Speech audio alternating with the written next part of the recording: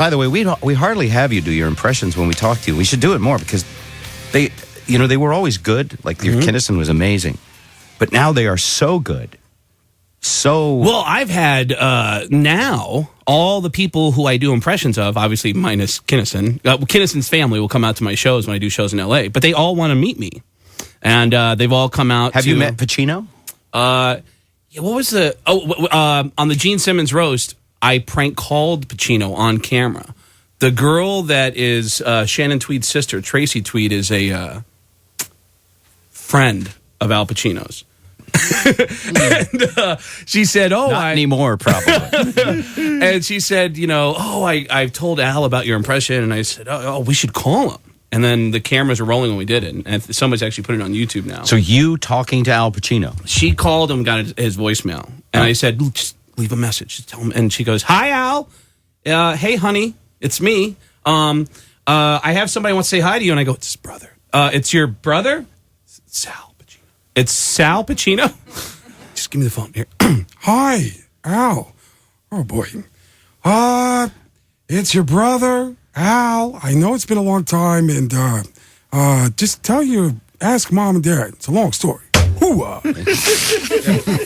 But one time my first roast I ever did was about 8 years ago at the Friars Club. Richard Belzer invited me to be a part of his roast, and I was really excited. I bought my first suit.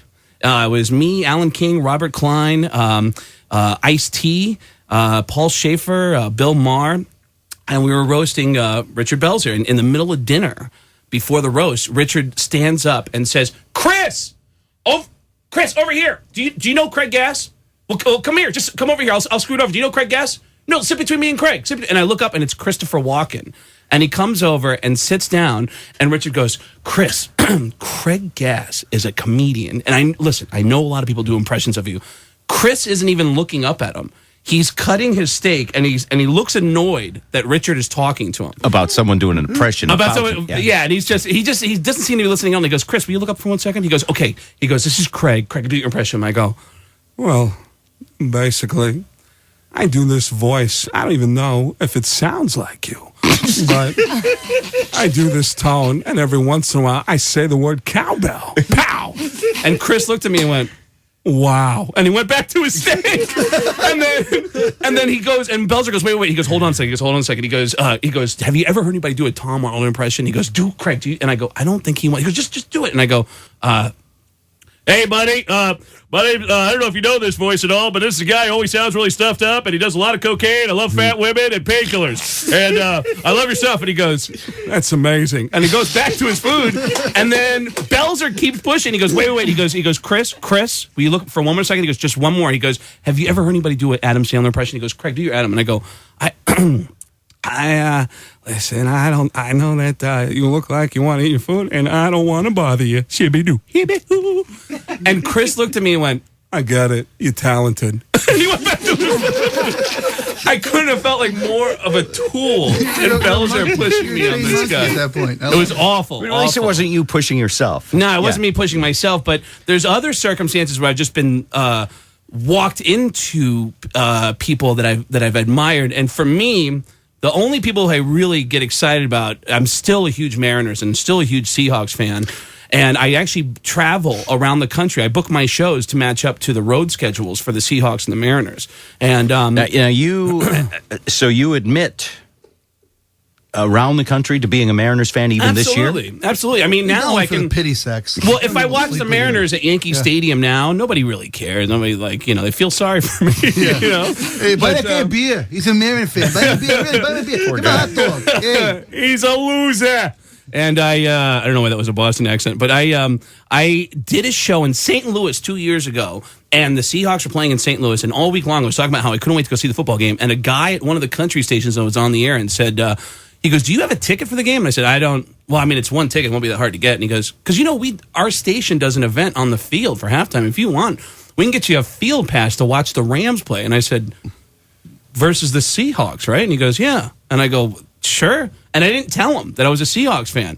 I showed up on the Rams sidelines wearing a Seahawks jersey. Ooh. And people in the 300 level were throwing stuff at me going, you suck! suck. And they were like, they hated me. This is the game where Josh Brown wins. Wait a minute. You thought you're getting a field pass? So you thought, I'm going to put on my jersey. You didn't even think about the fact that would be completely the wrong. It's such an a-hole thing to do. Okay. Yeah. But I'm a huge, like that. You always point out to me, like, I can always count on Bob to let me know, like, think about what you did. Maybe you could have thought about that ahead of time. Well, after the game, some of the guys from King 5 News are really cool to me because I make fun of Jim Foreman on stage. And so I got to hang out and watch them do the post-game coach report. And as I was leaving the stadium, I see Matt Hasselbeck standing in the hallways, not talk. He was talking to two friends of his, and then they walk away, and he's just by himself. And look, in radio, you get to meet everyone who you admire, and some who you have little or no respect. We get to meet everybody, and some you think you admire until you meet them. And then some who you think you have no respect for until you meet them. Yeah, yes, absolutely. So I see Matt Hasselbeck, and I go, Matt, and he looked at me, and he goes, yes, and I go, Matt Hasselbeck, what's up? And he goes, and suddenly, and for years of watching people react this way and thinking, not much of those people, I become one of those guys. I pull out my camera phone and I go, can I get a picture? And he goes, yeah, sure. And I go to take the picture of them. There's something about meeting somebody who you really admire. You want to extend a moment that is clearly over. And I wanted to keep this moment going. And he turned around and I go, Matt? And he turned around and I wanted to just shake his hand. I put my hand out and he put his hand out. And the only words that came out of my mouth, I said, you make me so happy. And he goes, thank you. And I go, thank you. What the hell did I just say to Matt Hasselbeck? Yeah. Right. And he walked away and went, okay. He's wearing a Seahawk jersey on the other side. Yeah. Watch him.